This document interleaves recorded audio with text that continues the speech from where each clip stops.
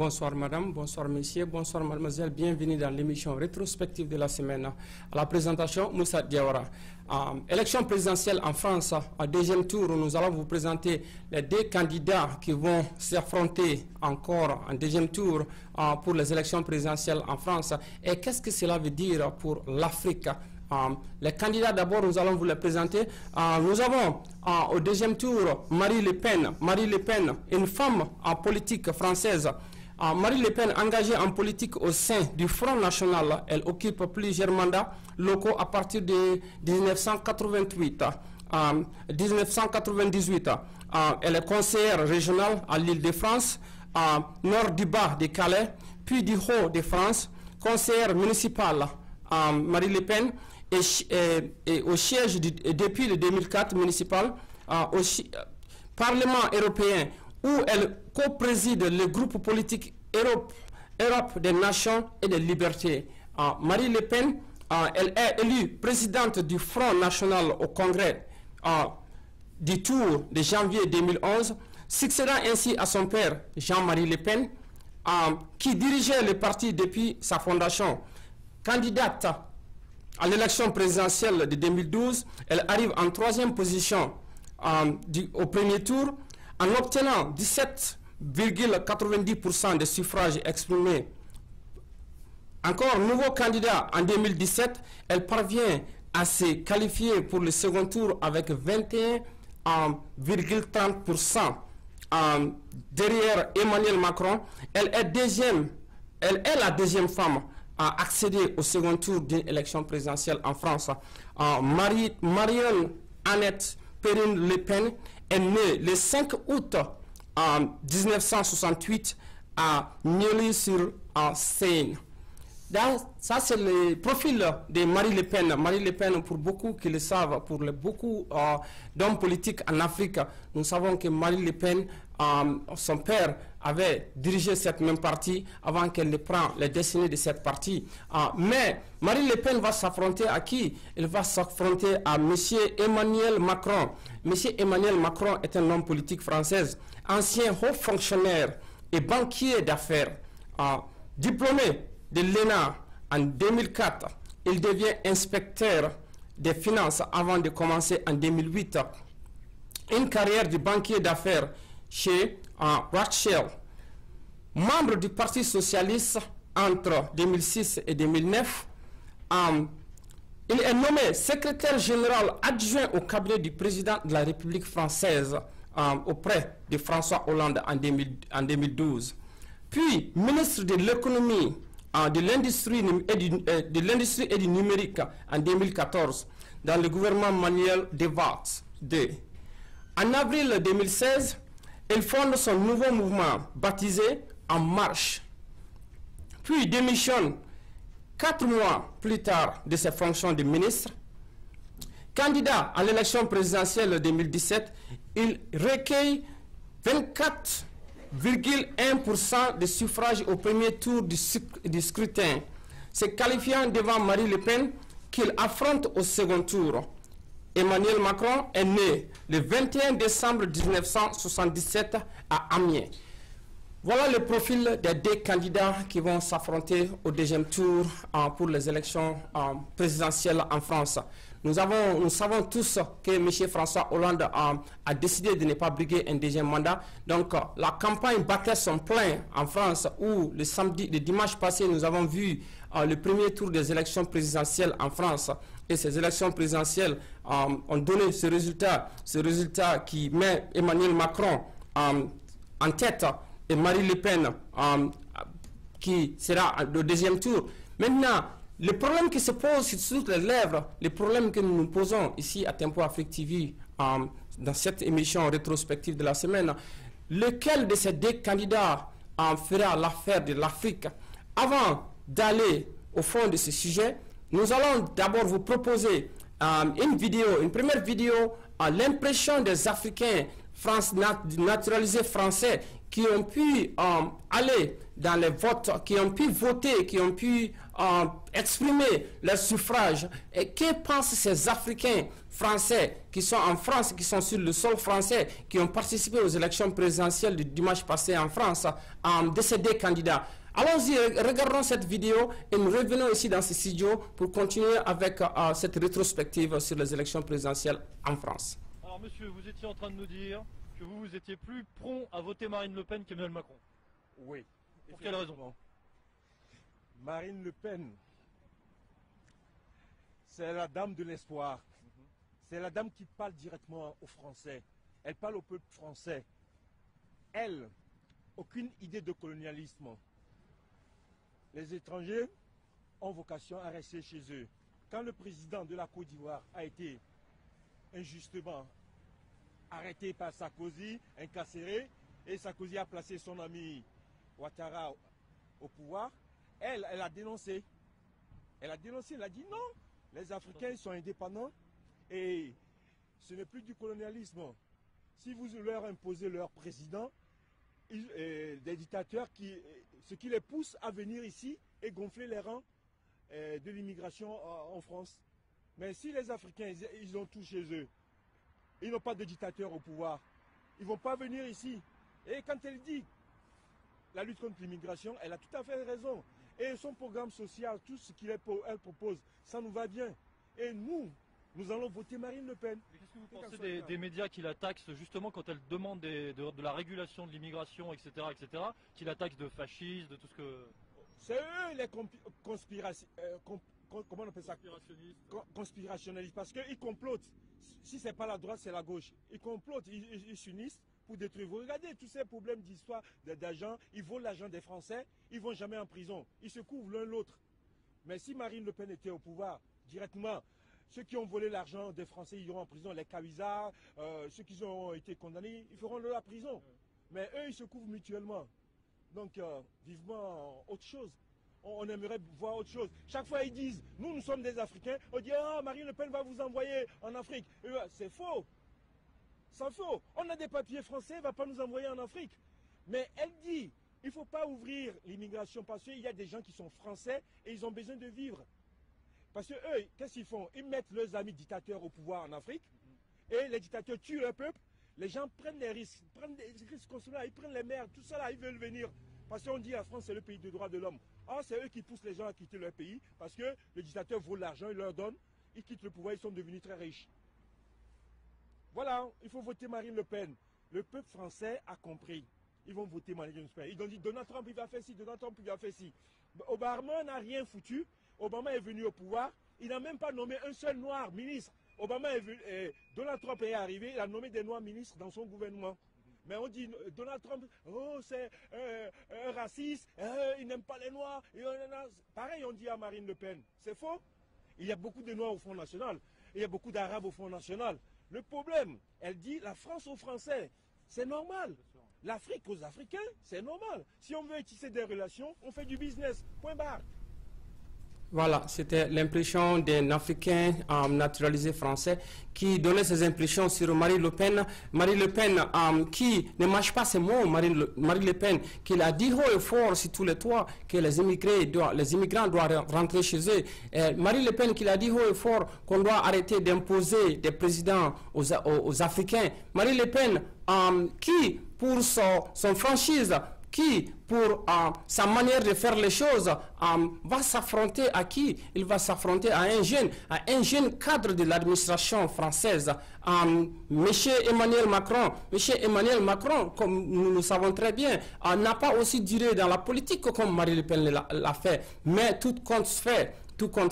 M. Macron a fait partie du Parti socialiste dans le passé. M. Macron a occupé des fonctions de ministre dans l'administration de François Hollande. M. Macron a un avantage léger sur Marine Le Pen seulement en regardant le premier tour où M. Macron est venu à 24%, 24% si nous pouvons le dire, parmi autant d'autres candidats qui étaient qui s'affûtaient, qui s'étaient en train de battre pour pouvoir décrocher cette première place ou cette deuxième place, qui n'ont pas pu le faire. Donc, nous allons voir un deuxième tour qui sera vraiment, qui ne sera pas du tout du gâteau. Allons-nous assister à une élection présidentielle version américaine? Point d'interrogation. Le temps nous dira davantage, mais nous savons une chose est sûre et une chose est certaine. Les élections présidentielles en France n'ont pas fini de faire parler d'elles-mêmes, parce que nous avons vu dès les annonces du premier tour, nous avons vu une Marine Le Pen qui n'a pas hésité, qui n'a eu que quelques heures de sommeil et qui est repartie encore à l'offensive pour pouvoir convaincre les électeurs qu'elle était la solution pour la France et que la France devait être aux Français et aux Françaises. Donc, M. Macron n'entend pas les choses de cette voie. M. Macron ne voit pas les choses de cette manière. Donc, M. Macron aussi continue d'avoir des ralliements de gauche à droite par d'autres candidats, d'autres malheureux candidats qui n'ont pas pu franchir ce premier tour, mais qui sont en train de demander à leurs électeurs de voter pour M. Macron. Nous allons toujours continuer parce que nous avons un autre élément que nous allons vous montrer où c'est l'intervention d'un arabe qui voulait vraiment en découdre avec le camp Marine Le Pen. Regardons cet élément et nous revenons ici pour voir une synthèse. Qu'est-ce que tout cela veut dire pour l'Afrique et quelle est la place de l'Afrique et quel sera le choix des Africains et lequel des deux candidats sera un bon candidat pour que l'Afrique puisse sortir de l'ornière. Regardons et nous revenons dans ce studio dans un instant. C'est vous qui avez créé ces fiches S. Vous les arrêtez. Doucement, je vous ai dit, monsieur. Gouvernement criminel. Calmez-vous, monsieur. Des criminels. Calmez-vous, monsieur, s'il vous plaît. On vient parader là. Calmez-vous, monsieur, s'il vous plaît. C'est ça, d'accord? Ça suffit, monsieur. Calmez-vous. Lâchez-moi. Je vous lâche, vous vous calmez, d'accord? C'est le gouvernement qui doit être traduit en justice. Vous vous calmez, monsieur. Tous les fiches S, on doit les expulser. C'est eux les responsables. Pas un candidat n'a parlé des morts à Nice, le Bataclan, et ça continue. Et hier, ils ont ouvert tous leur grande gueule, parce qu'ils caressent dans le sens du poil les musulmans de France. Moi, j'étais musulman, je ne le suis plus. J'ai honte. Il faut traduire en justice tous les ministres de l'Intérieur, de droite ou de gauche. C'est une honte. J'accuse, comme le disait un écrivain français. Voilà, et ils viennent parader là sur le sang d'un policier qui a perdu la vie et qui a laissé une femme et un enfant. Moi, Farid, j'accuse tous les gouvernements, ils sont responsables de tous ces musulmans, et celui qui vous parle est musulman, quand turbanent leurs femmes et qui matent nos femmes. Où est Madame Simone Veil, Madame Badinter pour interdire cette connerie du foulard? C'est le gouvernement, ces présidents qui vont serrer la main des Saoudiens, alors que la femme n'a pas le droit de conduire. Et on se dit, nous sommes à l'Élysée. Eh ben zut, alors j'ai honte, j'ai honte, j'ai honte. Voilà, c'est pour vous dire tout simplement que ça ne sera pas du gâteau ce deuxième tour parce qu'il y a beaucoup de choses, qui n'ont pas été dites, qui n'ont pas été entendues dans cette campagne, comme celui-là qui venait tout de suite tout furieux, qui venait de parler de tous ces actes terroristes qui ont été commis sur le sol français à Nice, le Bataclan et j'en passe, où les candidats n'ont pas du tout parlé, sinon pas du tout parlé de ces événements et quelle est la position de ces candidats, de M. Macron et de la dame Marine Le Pen sur le terrorisme, quel est le plan, quel est le projet de société de ces deux candidats qui sera la meilleure pour le peuple français, d'abord pour le peuple français et d'abord, avant qu'on ne parle de l'Afrique, d'abord il faut y penser à la France. Donc les Français, pas mal de Français sont confus, pas mal de Français manquent les mots, pas mal de Français ne savent plus où donner la tête parce que n'ayant pas largement discuté sur le volet terrorisme, n'ayant pas largement discuté sur comment protéger la France, comment protéger les Français, comment créer du travail pour les Français. Donc, cette élection présidentielle du deuxième tour qui sera la semaine prochaine, le dimanche prochain, ne sera pas du tout facile. Et nous ne savons pas jusqu'à présent, même si nous entendons dans les coulisses que M. Macron est donné comme victorieux pour cette élection présidentielle, nous pourrons le dire, nous devons attendre pour voir le résultat final de ces élections présidentielles, parce que nous l'avons vu dans le passé, pas longtemps ici aux États-Unis, quand nous avons vu des élections présidentielles entre Hillary Clinton et Donald Trump, présentement président de la République américaine. Tout le monde donnait favori Hillary Clinton, et au finish, nous avons vu qui a remporté ces élections présidentielles. Allons-nous assister à un autre scénario de ce genre entre Marine Le Pen et M. Macron, Emmanuel Macron? Ça, c'est un grand point d'interrogation. Mais nous savons une chose qui est sûre, la campagne continue en France. Les candidats continuent de sillonner partout pour convaincre les électeurs qu'ils sont les bons choix pour la France, et proposer des projets de société et répondre à des questions pour des votants, pour des Français qui ne savent pas jusqu'à présent pour qui voter entre M. Emmanuel Macron et Marine Le Pen. Maintenant, quel avenir pour l'Afrique, beaucoup plus précisément les pays francophones en Afrique, les pays qui ont été colonisés en Afrique? Quelle est la position de ces pays africains vis-à-vis de cette élection présidentielle en France? Parce qu'il ne faut pas se leurrer, il faut qu'on en parle. Nous savons très bien que la France pèse beaucoup sur ses colonies en Afrique. Tous les pays qui sont colonisés par la France pèse beaucoup sur ces colonies. Et beaucoup de ces colonies sont en train de payer au trésor français. Donc, il serait louable, il serait vraiment quelque chose pour les pays africains, quand bien qu'ils ne vont pas se prononcer, mais de vouloir voir un candidat qui va essayer de faire un retrait sur les colonies, afin que les pays africains puissent prendre leur destinée dans leurs mains, dans leurs propres mains, et d'en faire de ce qu'ils veulent. Parce que c'est pas ce que nous avons vu dans toutes ces années passées, ce que nous avons assisté pendant tous ces règnes, pendant tous ces présidents, Nicolas Sarkozy, François Hollande, François Mitterrand. C'est la France-Afrique, c'est la France-Afrique. C'est la France qui dicte ses lois à ses colonies, aux pays qu'il a colonisés. C'est la France qui dicte ses lois. Tout passe par la France. Si la France ne veut pas de quelque chose, c'est pour vous dire tout simplement que, en tant que pays africain colonisé par la France, vous n'auriez pas ce que vous vouliez. Donc, cette élection, elle est historique. Cette élection, elle est cruciale pour les pays africains colonisés, pour les pays, les colonies africaines, pour devoir un candidat qui pourra se retirer un tout petit peu, donner la chance aux pays africains de décider de ce qu'ils veulent faire de l'Afrique, de décider de faire des partenariats francs, comme Alpha Condé l'a dit très récemment.